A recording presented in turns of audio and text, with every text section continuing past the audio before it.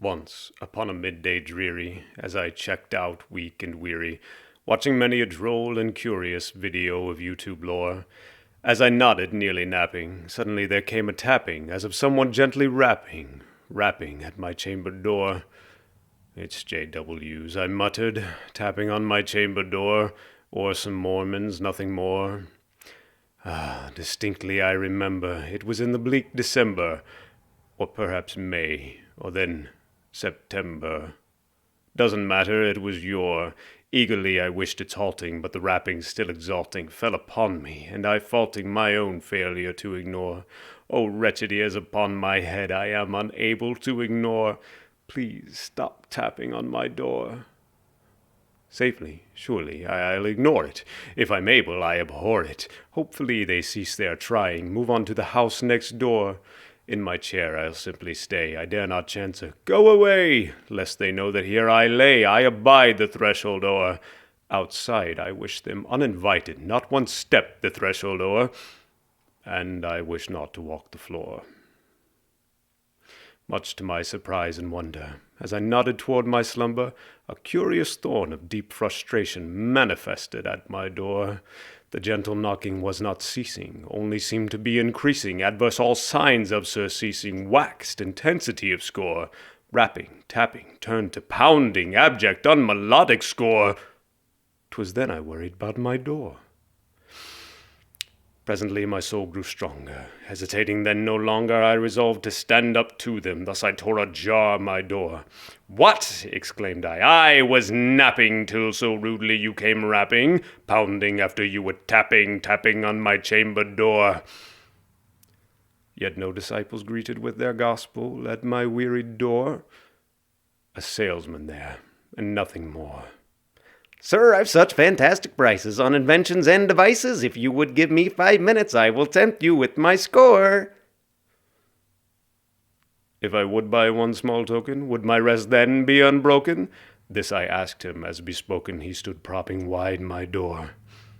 His broken silence failed my wishes, as he braced there at my door. Quoth the salesman, "Buy some more." Long I stood there, flabbergasted, pondering what this jackass did previously in a life where none were bothered by his chore. Perhaps a quiet long-haul trucker, a lumberjacking pumpkin chucker, mother pheasant feather plucker, anything aside from whore, selling wares at untold prices, greedy, seedy, money whore, wares that he cared nothing for. Presently I breathed in slowly, quite unlike the meek or lowly gentleman of sorts would kindly ask these wretched souls to soar. But nay, I scarce could take it in, and waxing thus an angry grin did stretch above my wearied chin as forcefully I slammed the door. I had brought this darkened fate upon my undeserving door. He got the point, unlike before. Thus I traversed my darkened room, back to my chair, not to resume my napping, as by now I was awake and felt my strength restore. Trying to forget what happened, I resolved to roam New Athens, when I heard a thunderous clapping pouring through my speaker cords. Politicians rapped in rallies, peeking out my speaker cords, spewing nonsense for some more.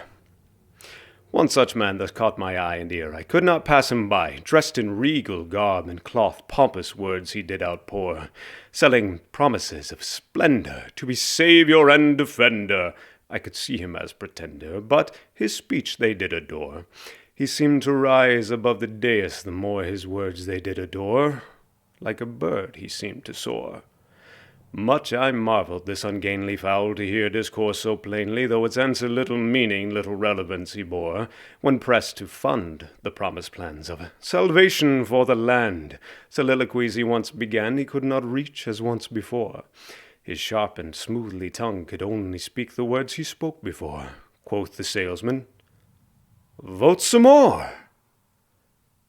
That politician, standing lonely on the dais, then spoke only that one word, as if his soul in that one word he did outpour. I pondered long inside my head, was this the gasping of the dead? Would he then fall by what he said? Surely this would do him o'er.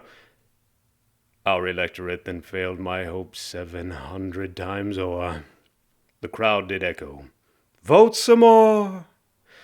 Be that phrase our sign of parting, bird or fiend, I shrieked up, starting. I could no longer bear to watch this failure fly from shore to shore, poisoning the hearts and minds of idiots failing to find their worship of the serpent kindness, venom to our nation's core, a toxin oozing oft unchecked deep into the inner core.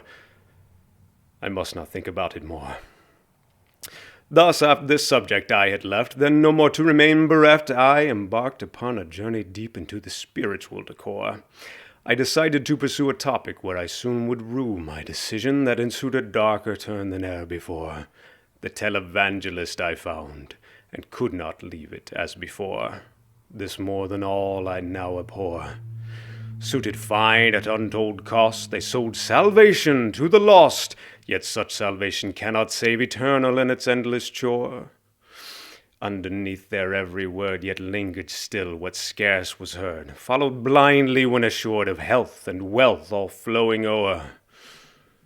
Wares intangible was sold, with these 3 words repeated o'er. Quoth the salesman, "Give some more." Who were these wolves in sheepskin clothing that I could not help, though loathing, watch, as throngs would gather just to grace the threshold at their door? Worship television hosting Kenneth Copeland's and Joel Osteen's, preaching wealth, but only boasting of their own no lack for more. Give to us for your abundance, not so much, but always more. They prey while preying on the poor, feeding to their congregations doctored doctrine on each station, promising prosperity, health, and wealth forevermore. But first they must fulfill the mission, filled with orders and conditions, high and lofty propositions none could e'er hope to secure. "But there is a sure absolvance for abundance to secure," quoth the salesman. "Give some more." "Prophet," said I, "thing of evil, prophet still, if wolf or devil, these are those of which we're warned. Prophets false as those of yore, lips are moving, mouths are fibbing, begging for increase in giving, promises of best life living while drowning at the shadow's shore.